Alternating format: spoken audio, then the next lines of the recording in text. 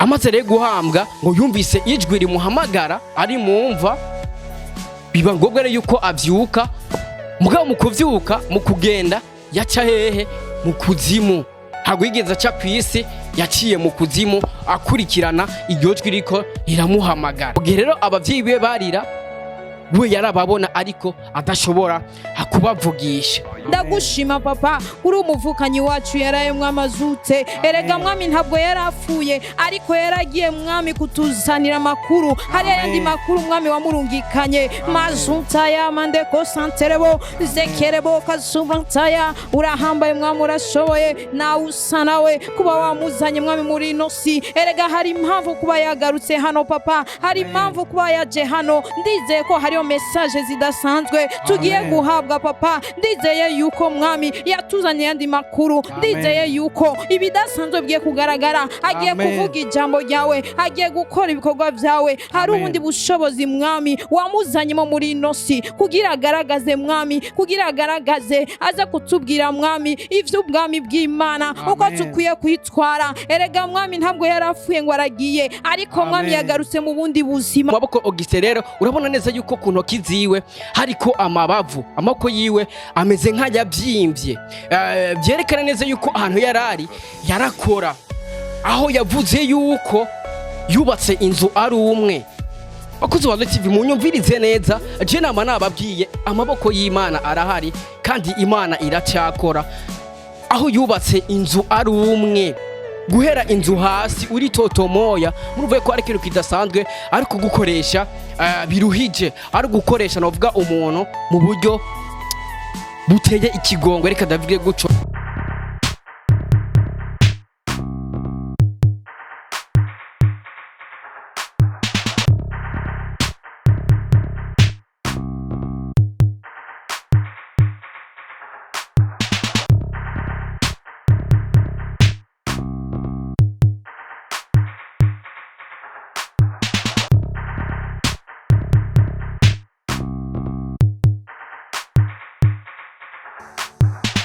Ndababwira ati Imana irabaho mugaharira. Ndababwira ati Imana iracakora mugaharira. Aje uri kurumva ngaha Amani Miss Radio kuva kuri TV. Ndakubwira ati uno mwaka nzokuzanira ibintu byinshi cyane. Uno mwaka nzokuzanira ibitangaza byinshi. Yesi ni nkuru novuga yuko imaze iminsi iri kiraca ibintu ku mbuga nkoranyambaga. Ni nkuru novuga yuko iriko iratangaza benshi. Ni nkuru novuga yuko hari benshi batariko barayitahura. Hari benshi novuga yuko yipinga, ariko nka Mr Radio reka ndakubwira ati inkuru niyo Imana irakora ibitangaza. Ukoko kw'Imana kuracyakora. Yisi ni inkuru y'umusore yitwa Augustin ava mu ntara ya Gitega. Mu ntara ya Gitega neza na neza aho bita Gisirikara muri Taba. Mu ntara ya Gitega niho uwo musore asanzwe avuka. Ati byagenze gute? N'umusore novuga yuko yaramaze imyaka 3 yarapfuye. Munyumvirize neza abakuzi ba TV, n'umusore yaramaze imyaka 3 yarapfuye atabarizwa kw'isi y'abazima. Aho novuga yuko amaze imyaka 3 yaritavye Imana, baramuhambye. Ariko uno munsi no kubwira yuko yarazutse ni muzima. Ati byagenze gute? Reka ndagwe story yiwe gatoya ndakubwire ingene byatangwe kugira ngo ashobore kwicwa, ashobore kugaruka kw'isi y'abazima. N'umusore novuga yuko yaba mu ntara ya Gitega muri Taba, muri Gisirikara muri Taba mu ntara ya Gitega. Aho rero yagiye kurondera ubuzima. Turazi yuko abasore benshi bakunze kuja kurondera ubuzima, ugasanga avuka mu Kayanza ariko yaje muri Buja Flavor kurondera ubuzima kugira ngo ashobore gutunga umuryango. Uwo musore rero yitwa Augustin, novuga yuko yaba mu ntara ya Gitega muri Gisirikara muri Taba, yagiye muri Tanzania kugira ngo arondere ubuzima.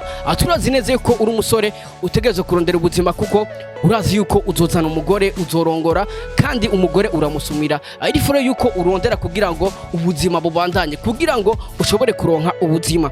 Umusore rero yarafashe umwanzuro wo kuja mu gihugu cya Tanzania kurondera ubuzima, aho yagiye kuba umurovyi. Sasa rero amaze kuja mu gihugu cya Tanzania kurondera ubuzima, ageze muri Tanzania akazi yakoze nakazi k'uburovyi, navuga ko yaroba amafi. Sasa rero amaze kuba aroba amafi, uwo yakorera. Turazi yuko umuntu wese agira umubosi, agira uwumukoresha. Amaze kugera muri Tanzania aronka uwumukoresha, navuga yuko ariwe yarobera amafi.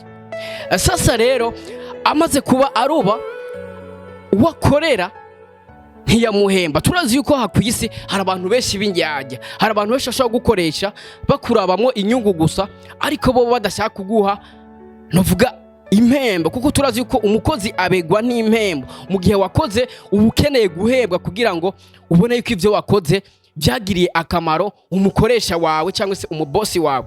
Sasa rero Augustin amaze kuba akora mu gihugu ca Tanzania ntiyahembwa, agakora ntahembwe, agakora umubosi ariko ntamuhembe. Sasa rero amaze gukora ntahembwe, nuko byagenze. Biravugwa yuko rero uwamukoresha ariwe yoba yatumye urupfu rwiwe rubaho. Ati goba gwatumye rubaho gute? Ati umubosi yamukoresha yoba yatumye urupfu rwiwe rubaho gute? Turazi yuko umwuga wo kuroba ni umwuga ugoye. Burya kuja muri Tanganyika, kuja kuroba hagati muri Tanganyika, murumva yuko ni gitangaza, ni binovuga yuko bitoshobora uwari we wese.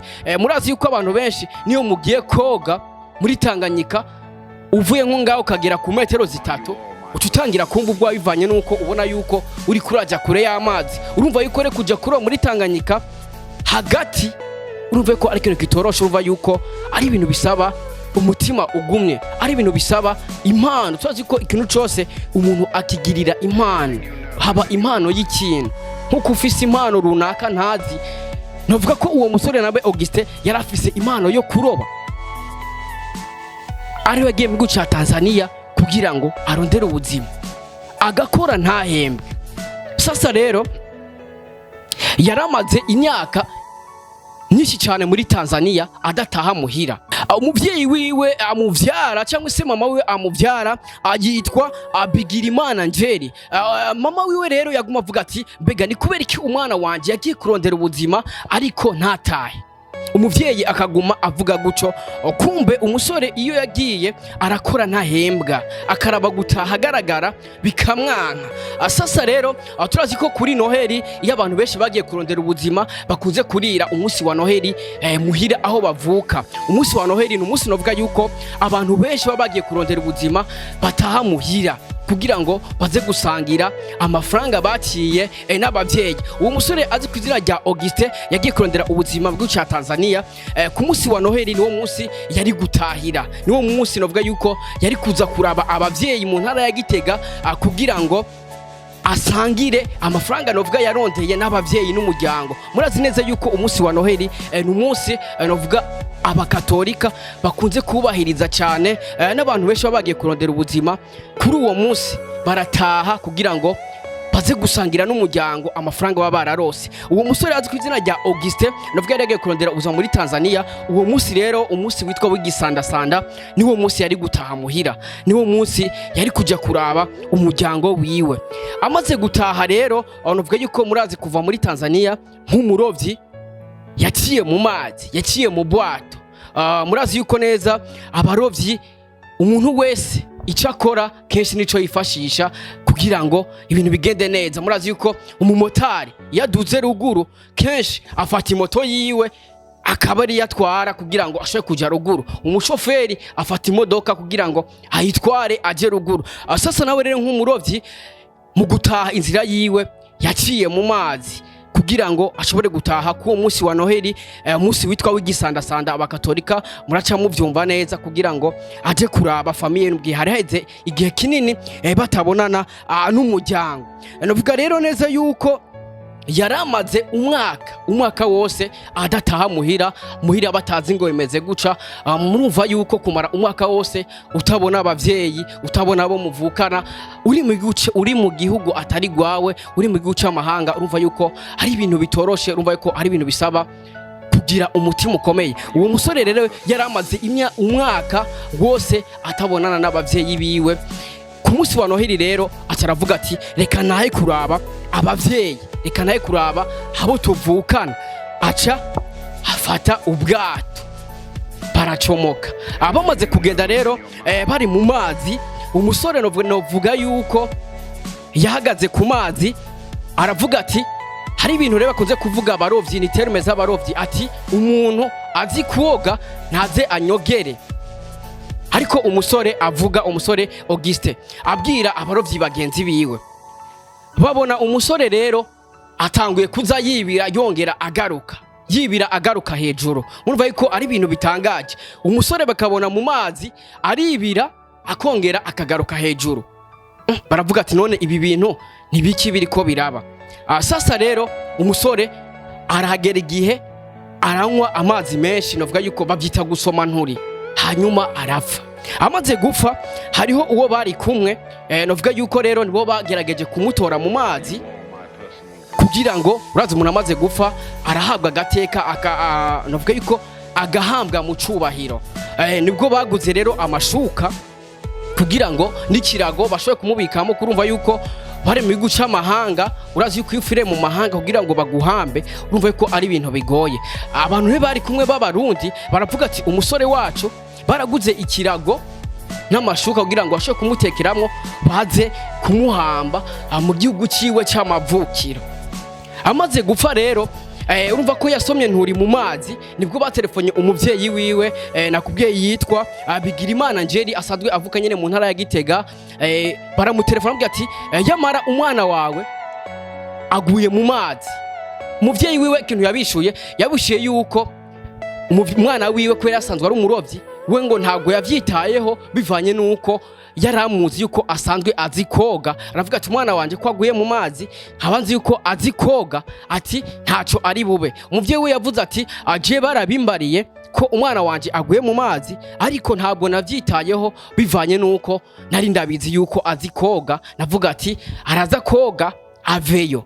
Kumbe harimwo n'ibintu avuga yuko, urumva yuko yari yarozwe, urumva yuko yari yateze kugira ngo abantu bateguye ico kibi kugira ngo gishikeko.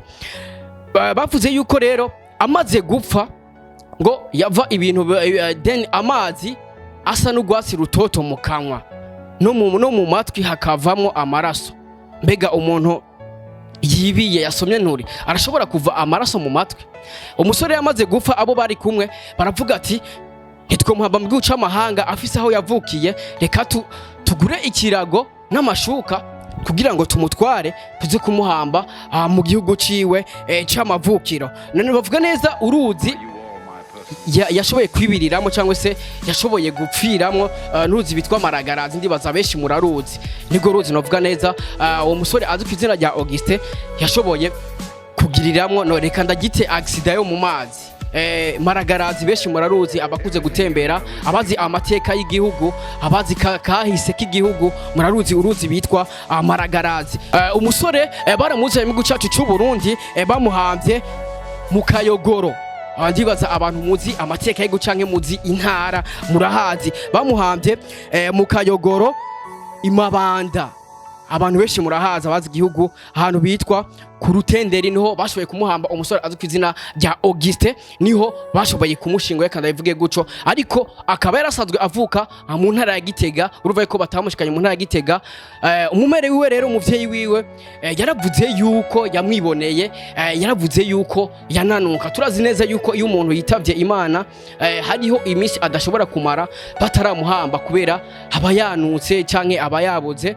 Umuvyeyi we rero yaravuze yuko yamubonye ava amazi, novuga yuko asa n'ugwatsi rutoto mu kanwa, yava n'amaraso mu matwi havamwo amaraso.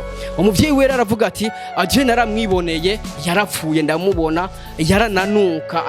Aremeza neza yuko yamubonye anuka. S'il vous plaît bakuze ba TV, hari benshi mutari ko muremera ibi bintu, ariko nagenda kubwire yuko ukuntu kuri kuzuye. Umuvyeyi wiwe yarashize ntavuga yuko yamwiboneye umwana wiwe anuka nk'umuntu yapfuye, ava amaraso mu matwi. Baramuhamba, baramushira mu mva, baramuhamba. Ikintu gitangaje rero ni iki? Ikintu cyaje gutangaza abantu benshi, nuvuga yuko yamaze imyaka 3 yarapfuye. Bakuze ba TV, ukoko kw'Imana kurahari, Imana iracyakora. Wumve kumara imyaka 3 warapfuye ukagaruka ku isi y'abazima, urumva neza yuko ari ikintu gitangaje. Ni ikintu abantu benshi badashoka bemera byihuse. Uwo musore azwi ku izina rya Auguste yamaze imyaka 3 yarapfuye, imyaka 3 yarapfuye. Munyumvirize neza. Inyuma y'iyo myaka 3 rero umusore amaze kugaragara, reka ndakubwire imwe mu ntahe yashinze amaze guhambwa uko vyagenze. We yavuze yuko amaze gupfa, we umuryango wiwe yarawubona, abavyeyi biwe yarababona bariko bararira bamuririra, ariko we yavuze yuko atari we bahambye, we ngo yarari ku ruhande bivyo bakora byose ngo yarabibona, ariko adashobora akuvuga. Amajambo yabwira mama wiwe yamubwira yuko wewe yamubona ariko ararira, yabona umuryango wiwe uri kuramuririra ariko adashobora akuvuga. Ngo yabonye umugabo aza amukubita ku rutugu, aribyo byamuviriyemo rero gupfa. Aravuga ati jewe umuryango wa narawubona, famille ya narayibona bariko barandirira ngo napfuye kandi jewe ntapfuye. Ni kuvuga we ngo yari ku ruhande ngo bariko barahamba ngo ntabwo yari we. Murazi yuko rero ibintu by'abarozi hari kungene upfa bavyita gusimbura. Amaze rero kumuhamba ngo yumvise ngo umuntu amuhamagara ari mumva, aca aragenda. Mu kugenda rero ngo yaciye mu kuzimu. Mu kugenda yaciye mu kuzimu, no kuvuga bamuhambye kuri uwo munsi nyene ngo ntiyigeze arara mu kaburi cyangwa se ntiyigeze arara mu mva, ahubwo ngo bakimuhamba ngo yumvise ijwi rimuhamagara ngo aravyuka, ngo ariko mu kugenda ngo yaciye mu kuzimu. Amaze kugenda rero urumva neza yuko rero mu kumuhamba ivyo imiryango bakora, urabizi ko uyu muntu apfuye mu vy'ukuri biragoye kutarira mu gihe uzi yuko ari umuntu mwakuranye, mu gihe uzi yuko ari umwana wavyaye, urumva ko bitogukunda kugira ngo nturire. Mu gihe rero abavyeyi be barira, we yarababona ariko adashobora kubavugisha. Amaze rero guhambwa ngo yumvise ijwi rimuhamagara ari mumva, biba ngombwa rero yuko avyuka. Mugabo mu kuvyuka, mu kugenda yaca hehe? Mu kuzimu. Ntabwo yigeze aca kw'isi, yaciye mu kuzimu akurikirana iryo jwi riko riramuhamagara. Muravyumva neza yuko rero amaze gupfa yumvise ijwi rimuhamagara, niko rero kugenda arikurikira, ariko mu kugenda yaca mu kuzimu. Ntabwo yigeze aca kw'isi, yaca mu kuzimu. Mwibuke neza yuko nkitangwa nabwiye yuko apfuye cyangwa se yibira mu mazi, agwa mu mazi, hari mu ruzi rwitwa Maragarazi. Niyo yongeye guserukira kandi igihe bamaze kumuhamba akurikira iryo jwi. Bimaze kugenda gutyo rero Auguste yisanze ahantu nawe atazi ubwiwe, avuga neza yuko ari ahantu habi, aho yavuze neza yuko ariko arakurikirana iryo jwi yaciye ahantu habi cyane, nuvuge ko hateye ubwoba. Urumva amaze kugira ati ahantu hateye ubwoba, urabona neza yuko n'ukuntu yabivuga yuko ahantu yaciye ari ahantu habi, novuga yuko utokwifuza yuko mwene data yota cyangwa utokwifuza yuko mwene wanyopfa, ariko yaravuze neza yuko ahantu yaciye ari ahantu habi cyane, ari ahantu habi. Urumva ko yaciye mu kuzimu, akavuga ati naciye ahantu habi cyane. Urumva rero yisanga ahantu atazi, novuga yuko yagiye gukoreshwa, aho yavuze neza yuko rero yakoreshwa akazi ko kubaka. Umurabye neza ku ntoki ziwe, urabona neza yuko intoki ziwe ziriko abantu bukunze kurima, muca mubitahura neza, bavyita amabavu yo ku ntoki. Akunze kugira abantu babarimyi kubera isuka, akakunda kugira abantu bakunze gukora imirimo isaba inguvu, imirimo novuga yuko isaba imbaraga. Umurabye neza ku maboko Auguste rero urabona neza yuko ku ntoki ziwe hariko amabavu, amako yiwe ameze nk'ayavyimbye, byerekana neza yuko ahantu yarari yarakora, aho yavuze yuko yubatse inzu ari umwe. Bakuzi wa TV munyumvirize neza, je nama nababwiye amaboko y'Imana arahari kandi Imana iracyakora. Aho yubatse inzu ari umwe, guhera inzu hasi uri totomoya, muruvuye ko ari kintu kidasanzwe, ariko gukoresha biruhije, ari gukoresha novuga umuntu mu buryo buteye ikigongwe, reka ndavuge guco. Auguste rero aho yahitiye yakoreshwa imirimo ari umwe, aho yubatse inzu ari umwe, inzu amatafari akayabumba ari umwe, yarabumba amatafari yo kubaka inzu akongera akayubaka ari umwe. aho neza kubwira yuko arusha cyane no kwizosa akubwira ati ntago ashobora kwicara umwanya munini abivanye n'uburuhe aba afise, akubwira ati ararushe cyane izosi giwe ntago abisaba yuko amara umwanya munini yicaye cyangwa ahagaze, biba ngombwa yuko amara umwanya munini aryamye kugira ngo ashobore kuruhuka, akubwira ati jewe ndacyarushe cyane kuko narakoreshejwe cyane. Ikintu kibabaje bakuzi ba Royal TV, ikindi kintu kibabaje giteye kigongwe, yarakubiswe cyane, ngo yarakubiswe cyane biteye ubwoba, aho yavuze ati je vraiment narakubiswe ku buryo mvuga ati none gamana yanjye jewe ngaha ndiko ndaziriki, ndiko ndahogwa iki, narakubiswe bikaze. Ati yarakubiswe novuga yuko inkoni nyinshi cyane, yarakubiswe biteye ikigongwe. Nawe nyene yaravuze ati mu byukuri jewe narakubiswe ku buryo nanje bwati none gamana ngaha jewe ndiko ndazira iki, ndiko ndahogwa iki. Sasa rero hari abantu bacabaza ati mbega yarafungura byari bimeze gute? Ni Augustin novuga yuko rero aho hantu yarari ngo yagaburirwa ibintu bimeze nk'amarengarenga. Irengarenga benshi murazizi, abantu mukunze kurya imiceri, abantu mukunze kurya amanyama, hari abantu batabironka, hari abantu bavuga yuko bari mu buzima bugoye, hari abantu bari mu bibazo. Wowe aho kurya umuceri n'imanyama, wewe yagaburirwa irengarenga. Iyumvire kugaburirwa irengarenga, hama ugacuja kumva amatafari, ugaca wubaka inzu rumwe. Inzu murazi yuko yubaka abafundi n'abayede benshi cyane, ariko yayubaka ari umwe, yaravoma amazi yo kubumba ubwondo akabigira ari umwe. Iyi ni ntahe bakuzi ba Royal TV, hari ibintu biba kugira ngo vyerekane neza yuko Imana ihari. Hari abantu benshi bapiga Imana, hari abantu benshi batemera neza yuko Imana iriho, hari abantu benshi batemera neza yuko ukuboko kw'Imana kuriho. Muribuka neza mu gitabo ca Bibiliya, hari abantu benshi Imana yakoreye ibitangaza. Muribuka hari abantu benshi bavuye mu gobo rw'intare, hari abantu benshi bataye mu gobo rw'intare zishonje, kandi murumva intare zishonje, intare n'igikoko gikaze cyane, bataye mu ntare zikaze zishonje, ariko ukuboko kw'Imana, Imana yaramubwiye ati genda ntacuba. Yaragiye mu ntare aravayo kandi zari zishonje. Muribuka neza kuri cagiye ca Baroti, muribuka neza yuko Imana yiyerekanye aho Farao igihe ca Farao, nimba muzi amateka ya Bibiliya, Farao n'umugabo yagarariza Imana. Farao n'umuntu yumva neza yuko we ku giti ciwe ari we Mana, kugeraho yabwiye abantu yuko bo musenga nk'Imana. Ariko Moses wo bitwa Musa, Imana ikazimubwira ati ndashaka ugende ukura abantu bawe kwa Farao. Moses kagenda kwa Farao, akabwira Farao ati nyamara Imana yantumye ati rekura abantu bayo, akabyanka. Imana ikabwira ibigeragezo mu gihugu cyo kwa Farao, Imana irateza inzara, Imana irateza ibintu byinshi kugira ngo Farao ashobore kurekura abantu b'Imana, ariko aravyanka.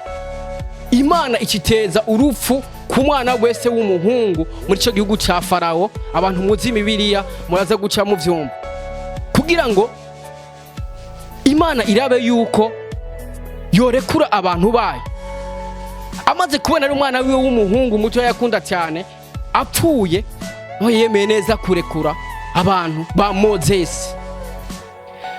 Ariko rero murazi yuko neza Moses abantu be bamubwira ati none ga Moses, turafise abana batoya, abana bacu bagire bapfe.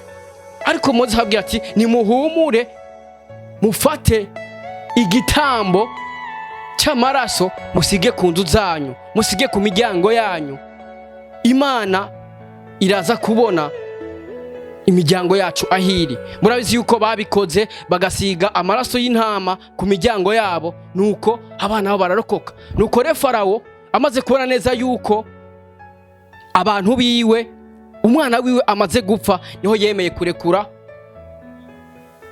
abantu b'Imana. Bakuzi ba Royal TV, regenda bwire yuko neza neza Imana irahari, ukuboko kw'Imana kurahari. Wowe upinga, Imana irahari, Imana iracyakora. Reka ndakubwira ati reka ndagusabire kwemera neza yuko Imana ihari. Ariko rero imbere ko turangiza kino gishinga ntahe cuno muhungu yitwa Auguste avuka mu ntara ya Gitega, reka ndabwiye neza yuko uno munsi ahari karasengera kugira ngo ubuzima bwe bukomeze kumera neza, akomeze korohega. Ndanamusabira ku Mana kugira ngo Imana yo mwijuru yakoze ibintu bitangaza izomufashe, izomurinde abari bamukoreye cyo kibi kugira ngo bazomubure, amadayimoni yamurondera azomubure. Imbere ko turagiza rero ndashaka mpamagare umwe mu bantu avuga yuko turangize dusengera Auguste kugira ngo Imana yo mwijuru ikomeze kumuba hafi, Imana yo mwijuru ikomeze kuba hafi benshi muri bo bafise ibibazo. Sibakuzi wa TV ngo nakubwiye ndashaka turangize ino ntahe ya Auguste tumusabira ku Mana kugira ngo Imana akoze bino bitangaza ikomeze kumurinda abantu novuga bari bateguye ico kibi kugira ngo abadayimoni bamuronde bamubure nkuko abamusengera bamusabira yuko abamuronda bifuza kumugira nabi bamubura kuko nigitangaza Imana ikoze. Reka dutangize tumusengera. Mana ndagushima, urabereye amashimwe n'icubahiro, urabereye guhimbaza no gutazigwa, nta usa nawe mwami. Reka ishimwe n'icubahiro bibi vyawe mwami, ndagushima nk'utazoshime ejo, turaguhimbaza nk'abatazohimbaza ejo papa. Tuzi imisi tumaze nituzibe dusigaje muri ino si, reka icubahiro kibi cawe papa. Erega mwami igihe wakora ibitangaza mwami mu buhise nubwo tutariho, ariko n'ubu mwami biracahari. Erega izina ryawe mwami ntiryatakaye, izina ryawe mwami riracariho nuno musi. Turagushima papa, erega wigaragaza mwami muri twe, wigaragaza mu bana bawe abo nyene bizeye iryo zina rya Kristo, rya zina ridasanzwe, rya zina ry'icubahiro. Umwami wavuze neza ati uzokwakira iryo zina azoba yakira ubwo buzima. Ndashima ubwo buzima twakiriye biciye muri Yesu Kristo. Erega mwami nubwo yafuye yaragiye kuvuga intahe mu kuzimu, yaragiye kuvuga intahe mu bafuye. Ndagushima papa uri umuvukanyi wacu yaraye mwami azutse. Erega mwami ntabwo yarafuye ariko yaragiye mwami kutuzanira makuru. Hari yandi makuru mwami wamurungikanye mazuntaya mandeko santerebo zekerebo kasubantaya. Urahambaye mwami, urashoboye, na usa nawe kuba wamuzanye mwami muri ino si. Erega hari impamvu kuba yagarutse hano papa, hari impamvu kuba yaje hano. Ndizeye ko hariyo message zidasanzwe tugiye guhabwa papa. Ndizeye yuko mwami yatuzanye yandi makuru, ndizeye yuko ibidasanzwe bigiye kugaragara. Agiye kuvuga ijambo ryawe, agiye gukora ibikorwa vyawe. Hari ubundi bushobozi mwami wamuzanyemo muri ino si kugira agaragaze mwami, kugira agaragaze aza kutubwira mwami ivy'ubwami bw'Imana uko tukwiye kwitwara. Erega mwami ntabwo yarafuye ngo aragiye, ariko mwami yagarutse mu bundi buzima. Hari impamvu mwami kuba wamuzanye. Urahambaye mwami, urashoboye, nditeze mwami bidasanzwe. Masuntaya mandeko santerebo zekerebo kasubrantaya. Urahambaye mwami, urashoboye. Ndagushimiye papa. Erega mwami Lazaro igihe wamuzura yafuye mwami amara imisi 3 mumva, uramuzana ngaha muri ino si papa. Zontaya mandeko santerebo. Nico gituma mwami n'uyu muvukanyi wacu yaje. Erega mwami hari ivyo yatuzaniye, natwe turiteze mwami gucakira, turiteze mwami izo ntahe, turiteze mwami bidasanzwe, turiteze impinduka mu gihugu cacu, igihugu cacu c'u Burundi. Ndizeye yuko ibidasanzwe bigiye kuba biciye muri umuvukanyi wacu. Ndizeye ko impinduka igiye kuba mw'izina rya Yesu Kristo. Urahambaye mwami, urashoboye, turakwizeye mwami, turakwizeye papa. Urabereye ishimwe, urabereye icubahiro, nta usa nawe. Reka ishimwe n'icubahiro byawe mande zose urahari, ni mw'izina rya Yesu Kristo. Amen.